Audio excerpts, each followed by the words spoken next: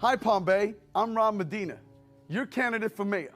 With your support, when elected, we will immediately move forward to take the necessary actions to restore transparency, to restore accountability, responsibility, and the respect of our beloved city. It's evident through recent audit findings and oversights meeting in Tallahassee that our city has engaged in financial decisions that clearly have put our citizens and our financial stability at risk. The headlines of our city once promoted a city that cares, finalists for a City of the Year, and a community with a great future. Now, today, the headlines promote our city as one with escalating crime, an interchange to nowhere, mismanagement, state-imposed audits, and playgrounds closing due to equipment being unsafe. We must stop this downward spiral of our once financial secured, beautiful community. We drive through flooded roads, potholes, and traffic jams. I pledge to you as your next mayor, I will shine light on these past budgets along with the poor decisions made so we can get the answers our citizens deserve and our state leaders demand. I encourage a forensic audit of all our city operations so we can bring all these things to light. This process will not be easy, but our future and that of our children depend on each and every one of us, ensuring accountability, ensuring professionalism, immediately replacing finger pointing, mismanagement, the rubber stamp process that brought this audit upon us. There are many serious questions. The business and residents of our cities deserve a government that they can trust and believe in. It is important to address these issues head on, for they've made a target of ridicule and skepticism from our surrounding neighbors and our very own residents. This will require strong leadership, transparent and sensible policy decisions, and constant commitment to ethical conduct. As mayor, my first goal will be to restore trust in our government. Government for the people, by the people. This is truly an opportunity for leadership by example. And as your mayor, I pledge to you that if I vote to approve a contract with a company to do business with our city, I will prohibit myself from receiving any future campaign funds from that said company. And I will encourage our council members to do the same. I believe as elected officials, we're held to a higher standard. The citizens of Palm Bay will be my only priority. We will address the many concerns of the finding of the state audit and encourage the open participation of our residents to provide oversight in our budget process. Hashtag the public trust. For a better Palm Bay, elect Rob Medina. May God bless you. May God continue to bless this great city we call Palm Bay. Hoorah! Hoorah!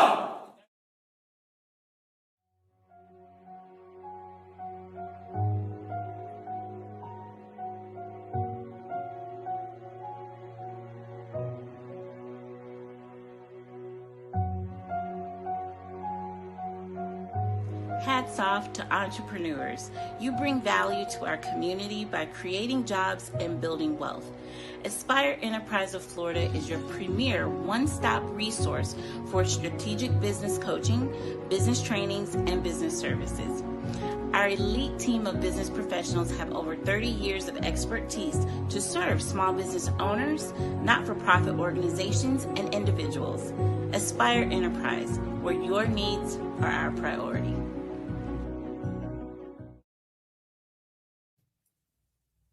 Hi, my name is Randy Foster. I'm running for Palm Bay City Council Seat 3. Leadership matters. If you want a future on Palm Bay, you got to elect a leader. And I'm the only one in my race that have federal, state, and local government experience as a leader. Manage budgets over millions of dollars in the federal government. Also, experience matters. We cannot take a chance with inexperienced candidates getting on the city council. I have the experience, I have the leadership to get the job done on day one. What I'm going to be focusing on is infrastructure. It's very important. We need to strengthen our infrastructure to attract major business, grow our commercial business. We need to bring jobs into Palm Bay and help our small business. and integrity. No one has the integrity I has. 25 years in law enforcement, 25 years in the military, top secret clearance, background checks, you name it. We need a council that's going to end the corruption and the back dealings in the city council. So vote randyfoster.com, and I'll see you in November. Thank you.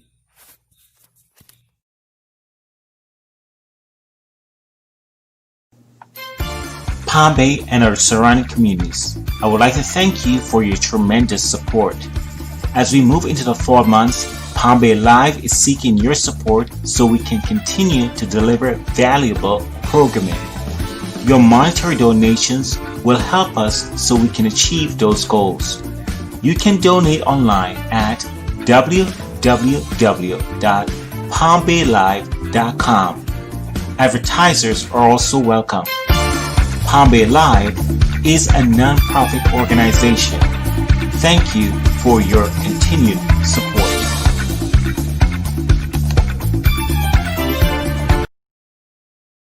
Hello, Palm Bay. I am Kay Mirage, and I'm running to be your next mayor. I currently sit on the Planning and Zoning Board as well as our Community Development Advisory Board. I'm a mom, I'm a small business owner, and I've been married to my husband, Linville, for 19 years. And together we have an amazing 17-year-old son who's about to head off to college.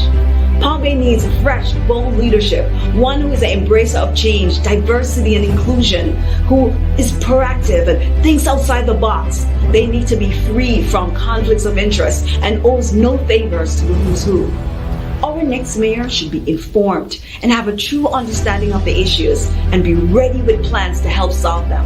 They must be open to have dialogue with you and empathize with your concerns. I am that leader. I'm ready to work with council to earn back public trust, bring transparency and accountability to all levels of city government. I am your voice, and I'm that unifying force that is ready to guide our city towards smart growth and a very successful future. For more information, visit palmbayk.com, and on August 18th, vote K Mirage for Palm Bay Mayor. K is the right choice for Palm Bay. I'm K Mirage, and I approve this message.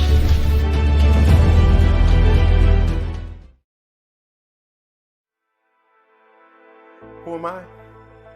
I'm someone that believes in community and that dedicates hundreds of hours every year to serving the people of Brevard. Who am I?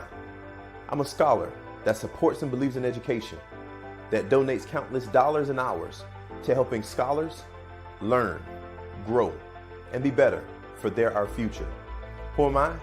I'm an advocate that stands up for those who can't stand up for themselves and that protects and defends the Constitution every single day.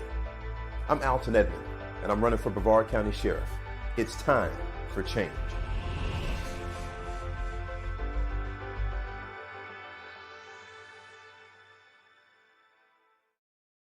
Hello Palm Bay, this is Kevin, and this is Palm Bay in the News.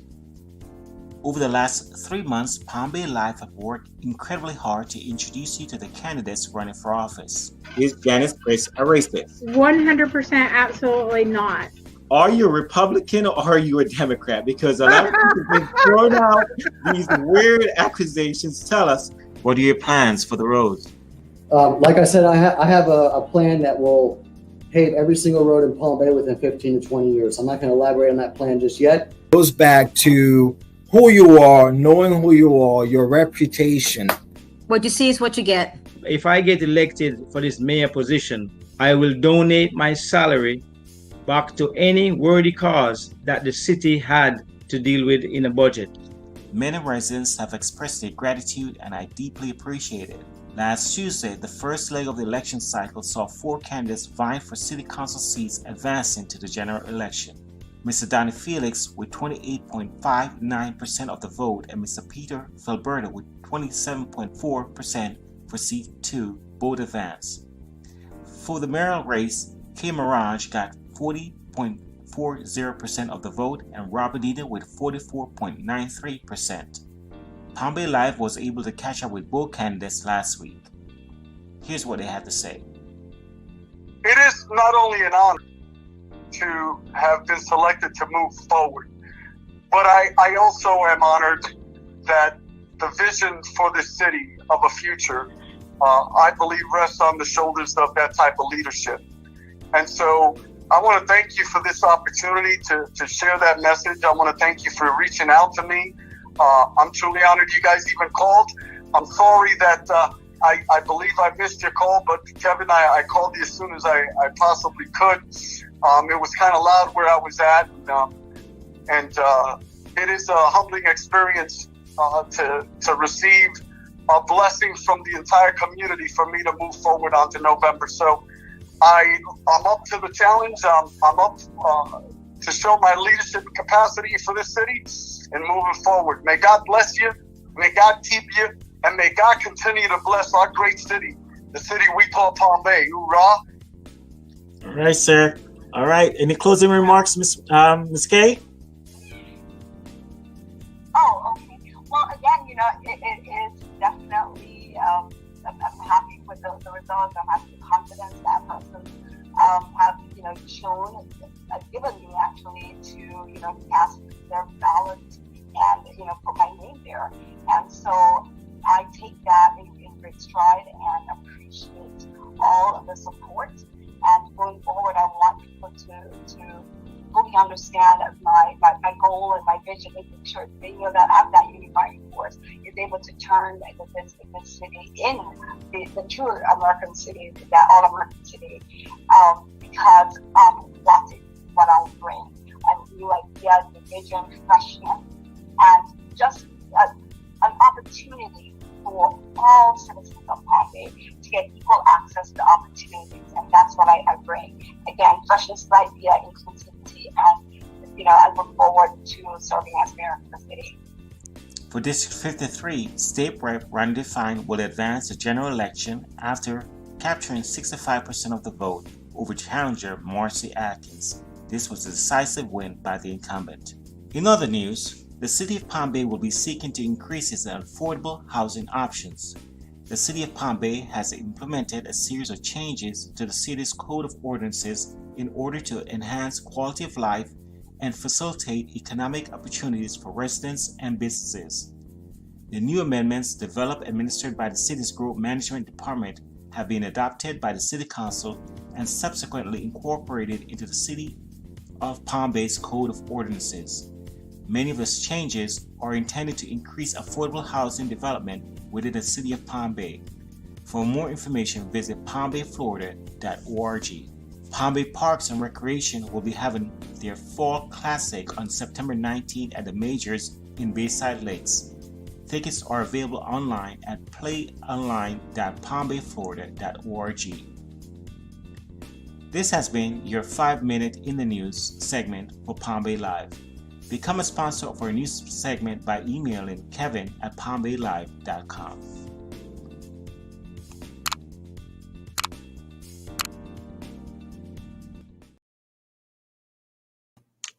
Good evening, Palm Bay, and welcome to Palm Bay Live. Today I have with me Mr. Scot Fretwell. He's the candidate for the Senate seat, District 17, I believe, right, sir? That's right. Okay, awesome. And sir, before we begin, I would like to thank Palm Bay for tuning in and staying with us and give the Palm Bay residents an update of what's going to be happening in the next couple of weeks. We're going to be having a slew of candidates coming across to be interviewed here on the platform. Just lined up another major interview today with Mayor Capote. He will be on the platform sometime in October, so stand by for that. That date is still being arranged. So that is something that's in the works as well. So those things are happening, so stand by. Remember our new format. For now, we're asking everyone to submit your questions to me ahead of time because the platform has gotten so popular, and so it's hard to navigate through the questions while I'm doing the on-air interviews. So it's very important that you send your questions to me ahead of time to palmbaylive@gmail.com. That's palmbaylive@gmail.com. Send it to, again, just try to do it a day in advance. That way I can added to my script of questions that I have to ask. Okay. So again, welcome, Mr. Scot Fretwell, and thank you for joining me tonight. Tonight, Mr. Scot Fretwell is going to be touching on legalizing marijuana. This is his topic. This is on his platform, something that he's going to be running on. He's going to be back with me for another 2 times. Am I right? To be interviewed on topics that is relevant to his platform, and so you're going to be able to, hear his answers and why he's sent on those issues, and you can also take part. Just watch for the announcements page and just send me your questions on those particular topics. So, legalizing marijuana is your topic, sir, and let's go. Let's see how you stand on these issues. So you're a strong supporter of legalizing you're a strong supporter of legalizing recreational marijuana. Why? Why are you strong on that? Well, there's various reasons. First and foremost, it just cost us too much money to enforce these marijuana laws. Nationwide, it cost us between $1 and $6 billion. That's billion with a B, just enforcing cannabis prohibition. All right. In 2010, when Colorado legalized recreational marijuana, the state saved just that first year alone between $12 and $40 million. It's a lot of money that could help us with lots of projects in the state. In addition to that, let's talk about tax revenue. In 2019, for instance, when Colorado obviously has legalized recreational cannabis, their tax revenue was around $302 million. In 2017 in California, it was well over $1 billion. You had $411 million in excise tax, $98 million in cultivation tax, and $335 million in sales tax. This is a significant amount of money that we could put towards better things than incarcerating people. Okay, awesome. All right. You believe that the war on marijuana was crafted by the federal government during the mid-60s to suppress the Black community and distract from the Vietnam War. Can you discuss this in more detail? Certainly. If we really wanted to go back, the prohibition on marijuana started in 1933. But certainly the war on drugs in general has been used as a distraction by the government, I believe, for years and years and years. Let's talk about the difference in arrests here. A person of color is almost 4 times more likely to be arrested for marijuana possession. 4 times more likely. And there's really not that big of a difference between who uses it. In 2018, for instance, 43% of all drug arrests were marijuana convictions, and 2/3 of that were people of color. I think we can do better in America, personally. Okay. All right. Is there a difference between legalizing and decriminalizing marijuana? Certainly. So decriminalization, and there are cities that have done this. I think actually West Palm Beach is decriminalized for marijuana. It's not something that you're going to have to go to court for. It's not something you're going to get jailed for. Very unlikely to be enforced. Okay. Your computer timed out there for a second. Can you go back and try answer that question again? Yes, I apologize. I got terrible internet. I'm sorry. So, the difference between decriminalization and legalizing. There are cities and places where marijuana is decriminalized. If I'm not mistaken, West Palm Beach has decriminalized the cannabis prohibition. When you get stopped by a police officer and you're in possession with a reasonable amount of marijuana, obviously too much, there's no question that you're probably selling it. But with a reasonable amount of marijuana, you might get a fine. Honestly, they may let you go. You're not going to get arrested for it, for instance. In legalizing marijuana, there is no penalty at all as long as you're following the same rules we have for tobacco and alcohol. Don't sell to minors, don't traffic it, buy it legally, etc. Okay, awesome. You indicated in a recent interview that if elected, your first plan is to legalize and regulate recreational marijuana. How will you do that? Honestly, I've been slowly but surely crafting a bill for this particular thing. So first thing is we have to look who have done this successfully and the steps they've taken. Okay. Find the proper way to regulate it. I would suspect, and obviously I only write the initial bill, I don't pass it the way it is, but I suspect it would be regulated a lot like tobacco and alcohol. So most likely adults 21 years and older can be in possession of up to a certain amount, and consumption would be legal. And then, of course, there's taxes from the license it takes to grow it, a cultivation tax, and then a sales tax. I'd also like to make sure that there are rules in place that make sure that anybody who wants to get into this business is able to. In a lot of states right now, only people with a lot of money and big businesses who own a lot of different stores can produce and sell marijuana. And I think that excludes a lot of smaller business opportunities. But in any case, so regulate it, legalize it, and tax it. We can generate, again, a lot of tax revenue for our state for much needed programs like education, which is a big priority.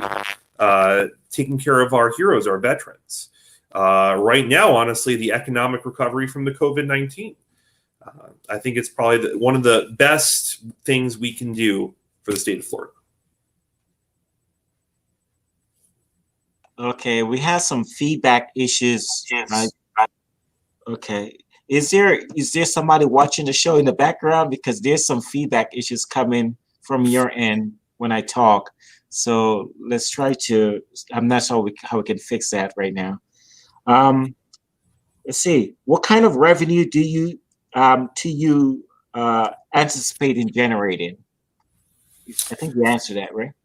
I did. I explained, for instance, again, in Colorado, just last year, it was 302 million.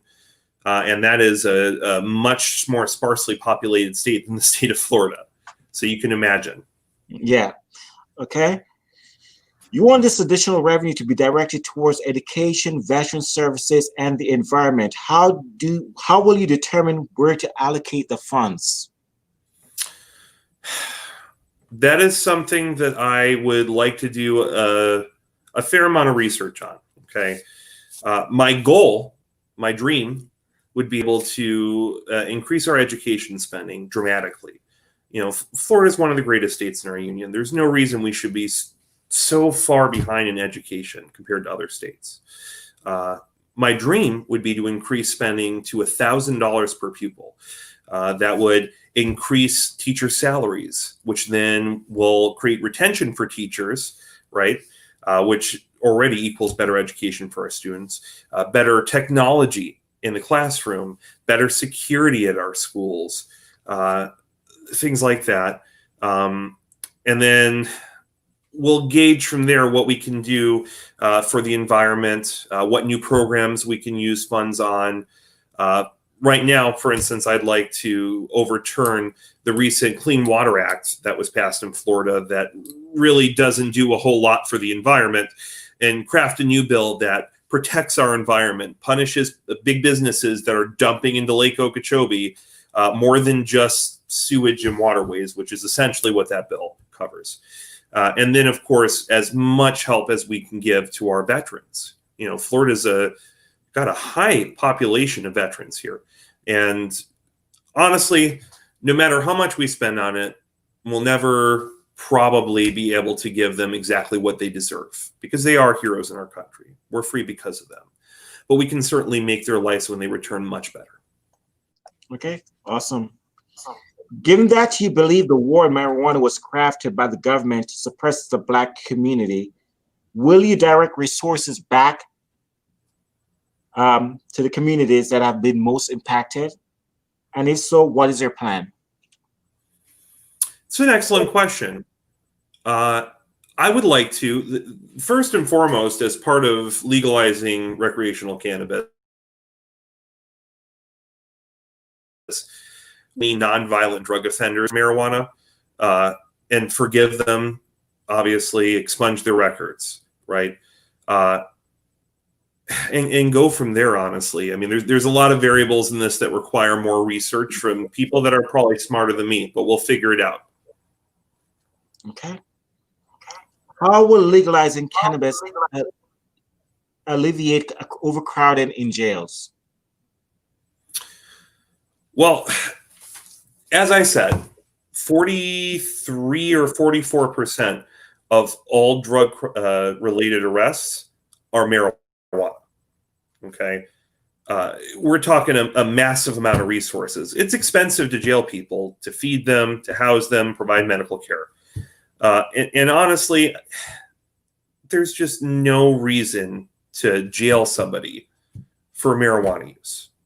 Okay. Unless they're acting recklessly or trafficking to minors. You know, it's just such a massive waste of resources, a massive waste of space, and it just creates recidivism back into the system. Okay. Is cannabis safe, or are there any health risks associated with it? We have slowly but surely started researching this item in this country. Honestly, right now, there's not a whole lot of good data involved over long term. What we can say is that most research suggests, for instance, it's not a gateway drug to other harder drugs. From what we know now, there aren't many long-term health risks. It goes without saying that inhaling something that's burning will probably have an effect on your lungs. It's a lot of carbon monoxide. But there are certainly other safer, cleaner ways to consume marijuana with less detritus effects on your lungs. Okay. Are you also advocating for the use of cannabis through vaping and edible products? I would say so. I mean, as long as the studies are showing that that continues to be a safe option, certainly edibles. I mean, I know several people who have been, you know, harmed by cancer, for instance, and the only way for them to get their appetite back was cannabis edibles. You know, that may have saved their life right there. So I think that the benefits outweigh the risks, certainly in any form of cannabis. But I certainly don't see any problem with those. Okay. There have been studies that have suggested that there's an increase in hospital visits based on edible consumption. How will you educate consumers about the safe use of cannabis? Well, like any product that has an intoxicating effect, we need to make sure they're labored properly, that there's a recommended dosage, and that people are educated. You know, I mean, there's certainly a massive increase in hospitalizations as a result of alcohol use.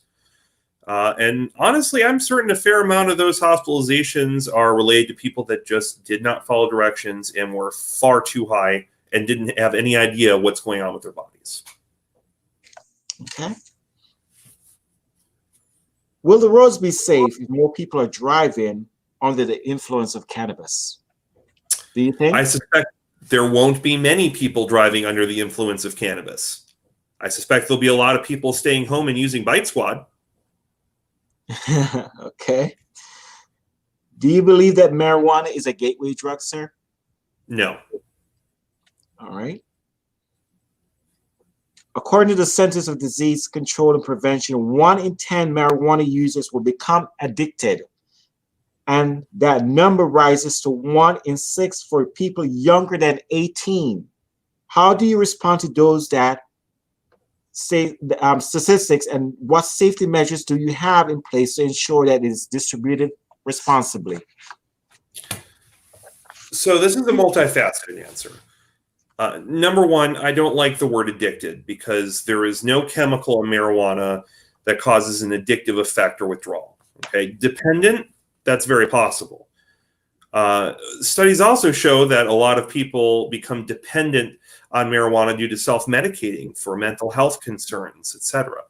I think the biggest way we can help with that is increasing funding to mental health services, make sure they're available to everyone, work to fix our broken healthcare system that makes it nigh on impossible to see a mental health specialist. You know, I don't know if you've ever had to look for one. It's awfully difficult, but that's a conversation for another day. And again, just make sure that things are enforced properly. Make sure we're not selling to minors, just like with tobacco and alcohol, and then punish the people that are accordingly. What kind of message are we sending to youth by taking the revenue from legal cannabis sales and directing it towards education? That's my first part of the question. And the second part is, does it convey that taking mind-altering substance is okay? And go ahead, answer that first. Okay, so as for the first part of the question, I could counter with, do you think it's okay that lottery funds are going towards education? Is gambling not a vice?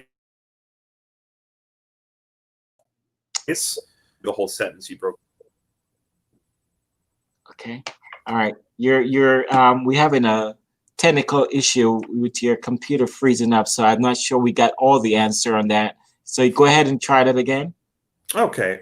So I would counter with, is everybody okay with money from the lottery going towards education? You know, that's considered a vice as well. That's gambling. I think the point is that we're helping our education system. All right. Will you impose an age restriction on the sale of recreational cannabis, and how will you enforce it? I would say so. Obviously, that's up to the entire legislative body. Bills go through many rewrites. I have no doubt in my mind that the minimum age would certainly be about 21, just like alcohol, or with really any intoxicating agent in my mind. As far as enforcement, I assume that it would fall under, you know, like ATF enforcement, just like alcohol and tobacco is. Since it would be no different than that. Okay. Again, folks that are just joining us, this is Scot Fretwell. He's running for the Florida Senate seat. This is one of his items on his agenda that he's proposing on his platform. And so we're asking him tough questions on this issue. How will you regulate the sale of cannabis? Well, first things first, we need to look at how other states are doing it effectively, right? And then second of all, again, I mean, I don't see any reason why it wouldn't be regulated in the same way that tobacco and alcohol is. You know, there's restrictions on age. Obviously, you shouldn't be consuming it and driving or intoxicated in public, that kind of thing. Will you require, I'm sorry, let's go back. Synthetic products are dangerous and cause for concern. What will you do to make sure synthetics are not being sold to consumers? Well, a well-regulated industry would help with that. Obviously, the goal is to regulate the industry to death, but we need to make sure that whatever product we're producing is safe, that we can trace it from its point of origin to the shelf. We understand the supply chain, and we're producing a high-quality product, just like anything else. Okay. Will you require testing to ensure safety? And if so, what kind of testing will you require? I imagine so. You know, I assume tobacco is tested for purity and things like that. As far as how, unfortunately, I don't have the answer to that question yet. That requires more research, but I assure you, before any bill is passed, we'll have these answers figured out. In many instances, organic fertilizer contains bone or blood meal.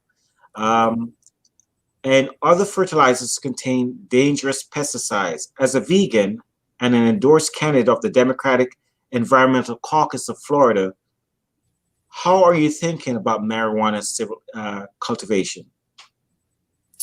I would think about it in the same way I think about my produce. You know, frankly, I don't want something that's covered in chemicals that I don't understand, anything with negative effects on me or the environment around us. I certainly don't want to be responsible for another instance of a corporation dumping chemicals into our waterways and creating algal blooms with dangerous fertilizers. Again, I mean, we would have to ensure that this is regulated properly. You know, there are places that have figured this out as far as what fertilizers and insecticides to use. You know, for instance, hydroponics, everything's grown inside with a careful balance of well-tested fertilizers. We have to regulate it appropriately and make sure it's safe for consumers. Okay. All right, sir. How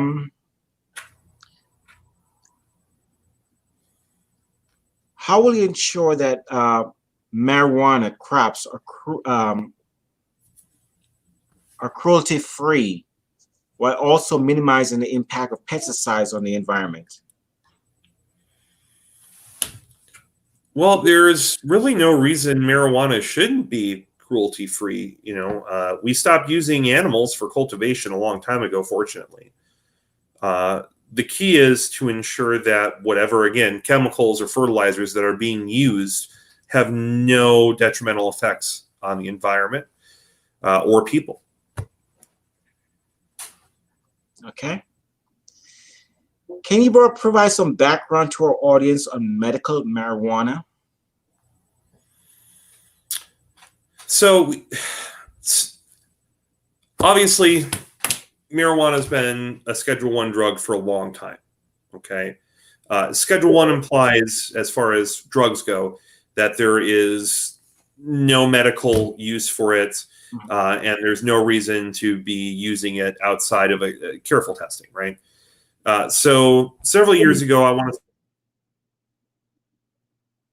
to say 2009, 2010, not to age myself, we had started to begin testing and experiments to determine, you know, what health benefits we may have for marijuana. And we now know that there are some. There are studies that show that it helps reduce the size of tumors in some patients, for instance. It certainly increases the appetite of you know, people who have late-stage AIDS or severe cancers that are on chemo that have no appetite. It's certainly great for people with certain types of pain to help them sleep. And we're still discovering more and more uses every day. You know, unfortunately, because this plant has been illegal for so long, we really don't know what the full extent of its benefits will be. We find out more every day. Okay.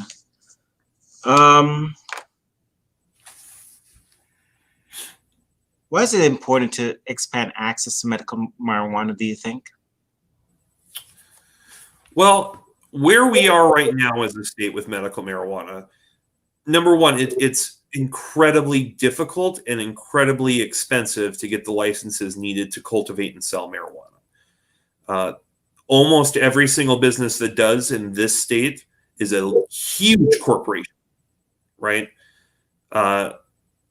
So we need to change our laws, really in the whole country, but specifically in our state, allowing greater access to these licenses to a point. And that way we can also help reduce pricing, because there are people who genuinely need it. Again, people with HIV, AIDS, cancer, people with high anxiety. And it's just really difficult to get for some of these people, just like any prescription drug that's outrageously expensive. So we need to find ways to ensure that we have more locations, okay, in common sense areas, that it is easier to start these businesses. So there's more competition in the market. You know, the last thing you want to do is have your cannabis market be like, you know, cable companies where there's two people, so there's no real competition, no innovation, there's no price, right? And three, continue to research and ensure and find more benefits for marijuana and ensure we're doing the right thing by prescribing this for people. Okay. So why do you feel so strongly about medical marijuana? Why are you so strongly in favor of this issue? You know, it goes back to the beginning of our conversation. It's ruinously expensive to continue to enforce these laws and incarcerate people. It's destroying primarily low-income environments and communities of color. We know that cannabis has health benefits. We know that it has limited adverse effects. There's 1,000 reasons. We frankly, we need the tax revenue in addition to all those things. I'd love to have this bill pass in the state of Florida and be the first state to fully bounce back from this economic downturn caused by COVID-19, for instance. I have yet to hear a valid argument as to why we shouldn't legalize it, first and foremost. Okay. Can you speak about the current state of medical marijuana in Florida? Well, good news is we have legalized medical marijuana in Florida. We're not there yet. It's really hard to get a prescription for medical marijuana. It's really hard to find a dispensary. You got to drive to another town or way out to the edge of town. And it's just so expensive. So these are things that we need to work on.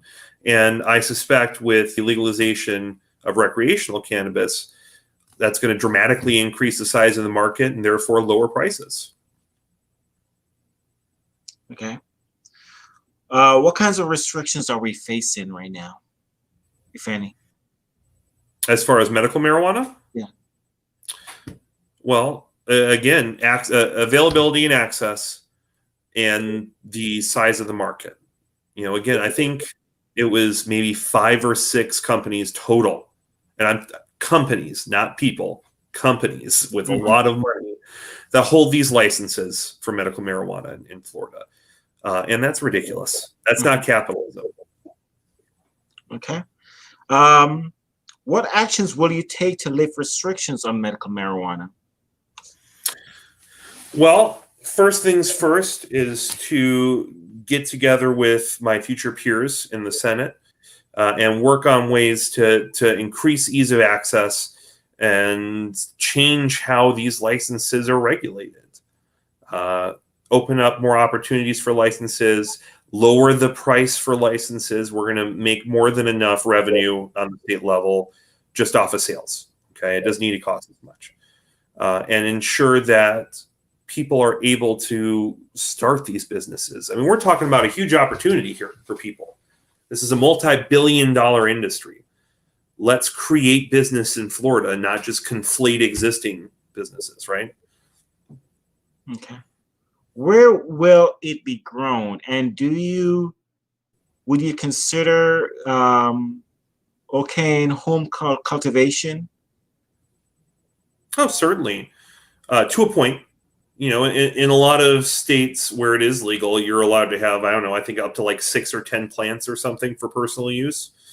The key is to ensure that we don't become in a situation where we're trafficking and where people are selling to minors. That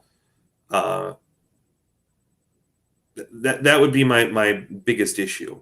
But certainly, I mean, if you have the ability to grow your own in a safe way and it's for your own personal use, why not? It's not hurting anybody. Okay, so where else would it be grown besides home?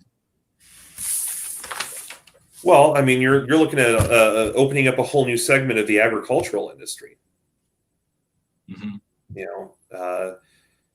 Farmers have been struggling for a long time in this country, and I think that marijuana could be the biggest cash crop since tobacco. I mean, and far more safe. So, okay. So how would we price this, sir? I mean, who's going to set up the pricing on this? Well, I do believe in a free market economy, so let's let the market handle that. The biggest question that we should be asking is, how are we going to tax this? And that is certainly something that we need to delve deeper into before the bill passes. Do some research, get together and find what's fair and equitable that won't destroy the market. Okay. I think I asked you already, but I don't know. can you opine on this again?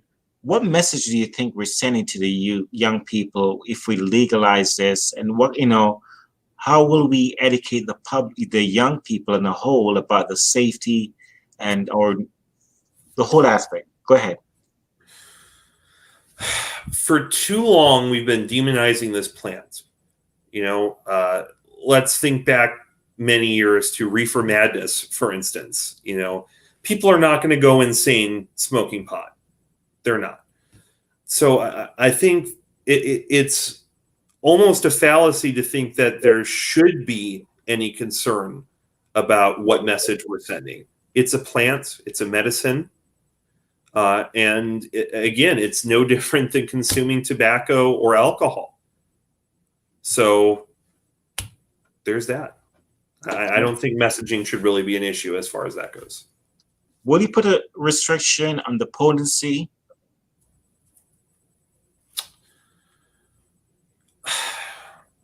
No, honestly, because frankly, when it comes to actual plant material, we're just already restricted just by what's possible. Do your research. One of the highest potency marijuana strains is Snoop Dogg's marijuana, and it's still only like 36% THC concentration.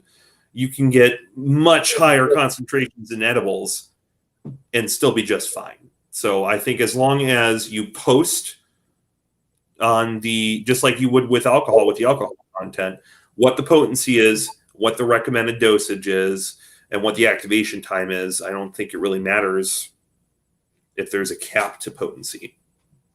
Okay. Okay.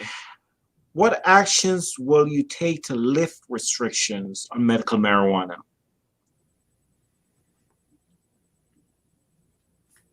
Well, I mean, it sort of becomes a moot point, right? Once you legalize recreational cannabis, then you go from 6 brands of medical dispensaries to unlimited retail spots. So again, the biggest thing is easier access, more locations, and frankly, working to remove the stigma. But other than that, again, it's a moot point once it's legalized. So just make sure that we're educating the public and that our physicians understand its usage and when it's appropriate to prescribe, and perhaps work with insurance companies to see if that's something that we could potentially get coverage for, because it is a medication. Okay.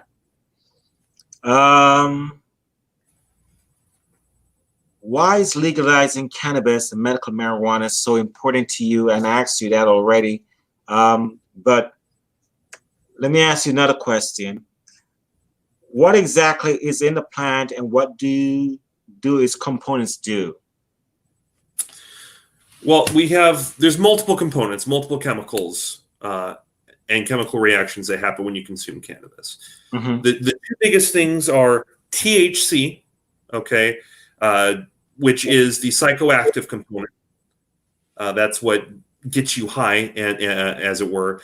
And then you have CBD, which counteracts anxiety brought on by THC, and also is what creates the relaxation of your muscles. Okay. And then there's several other things called flavonoids, for instance, which just affect the smell and the taste. But primarily the 2 things you need to worry about are THC and CBD. So in the state of Florida, CBD is already legal. You can go to 7-Eleven down the road from my house and get CBD oil, You froze again, sir. I don't know. We've been having some issues with this computer tonight. Let's see if I can get a hold of him really quick.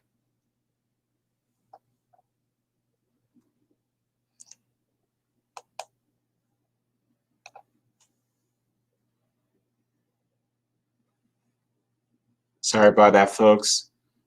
We've been having some technical difficulties on his end. And he's back. Sorry about that. Yes, go ahead, sir. I'm sorry. I lost where I was. Oh, I think I had finished. So anyways, the two main components that you need to worry about are THC and CBD. Those are what react with your body and create both the high and the relaxation. Okay. All right. Let's see. Is it safe for pregnant women? I don't know fully how to answer that question because I honestly don't think there's enough research to indicate whether that's the case. Mm-hmm. I mean, it goes without saying, just like with alcohol or tobacco, whatever you consume, your baby's consuming. Whether or not cannabis has any kind of detrimental effect on a fetus and its development, I don't think we can say right now. I would say probably not, and probably not for breastfeeding mothers either. Yeah, which brings me to another question. How do different strains of marijuana change health effects? It doesn't really change so much health effects as it does change how your body reacts. So there's three main types of marijuana, okay? You have marijuana sativa, you have marijuana indica.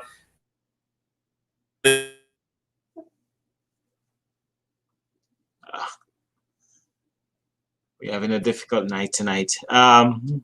You froze again, sir. Okay. So anyway, and you have a third type of cannabis that doesn't really affect your body. It just looks pretty. We don't have that in the United States, I don't think. Sativa is considered an upper, right? It's more of a head high, I guess, which is great for anxiety. Your indica is great for pain and exhaustion and to increase your appetite.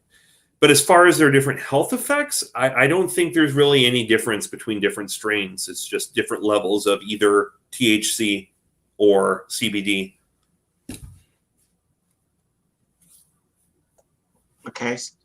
One last question for you.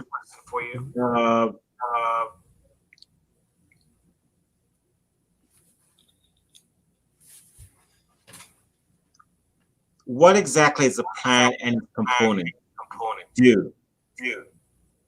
What exactly is the what component? I'm sorry. So what exactly is the plant and what do its components do?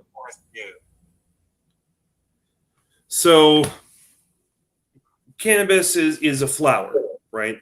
That you most likely consume is the flower or the bud, okay?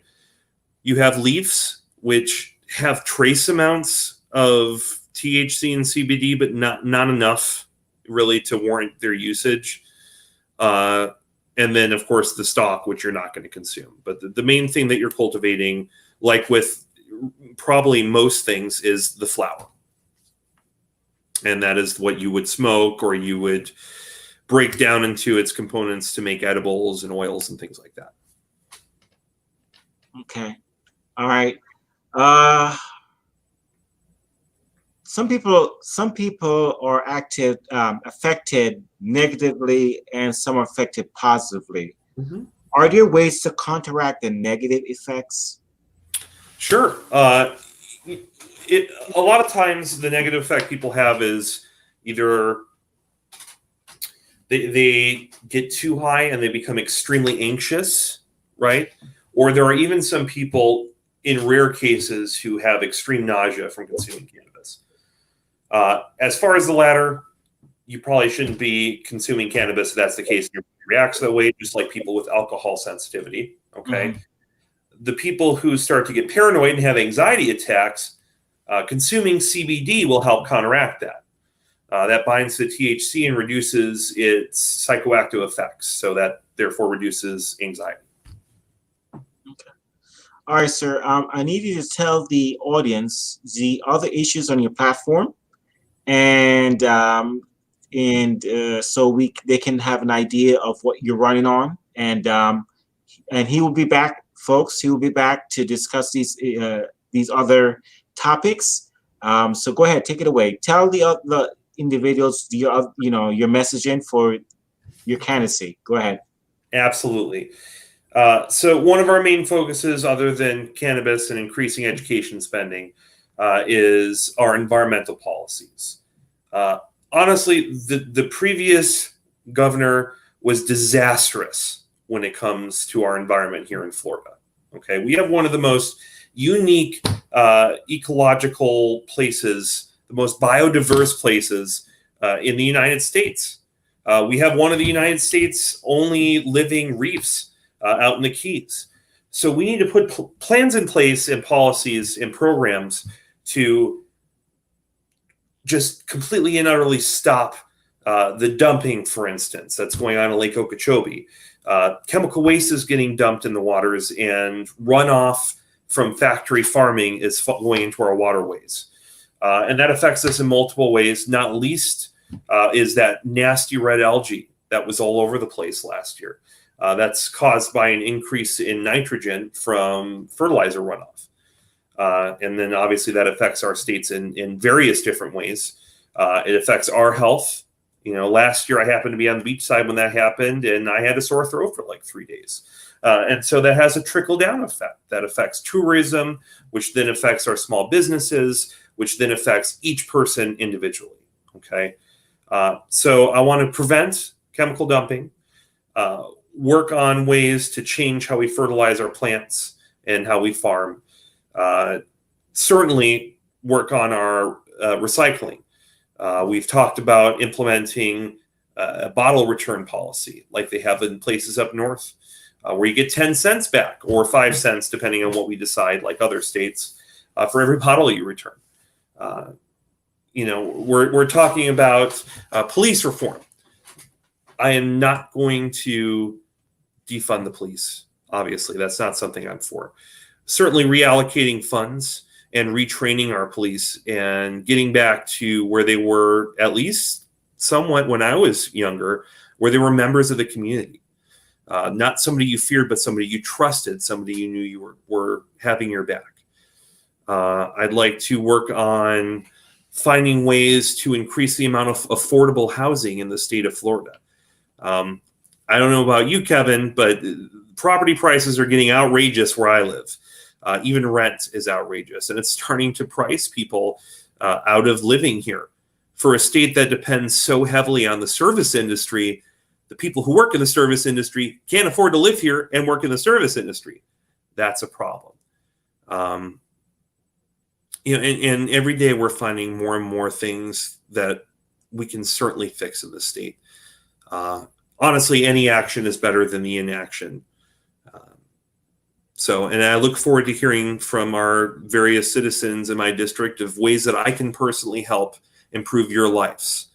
So please feel free to reach out to me either on Facebook, it's under Fretwell for FL, or on my website, fretwellforfl.com. Or if you like my message and like what I'm doing, please, we could use every dollar you can spare. And there's a link for donation on my website as well.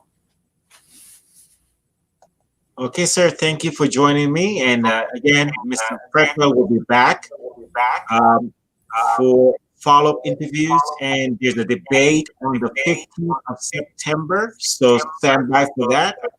And he'll be here along with one of his opponents to have a debate. And look out also for possible live session next week.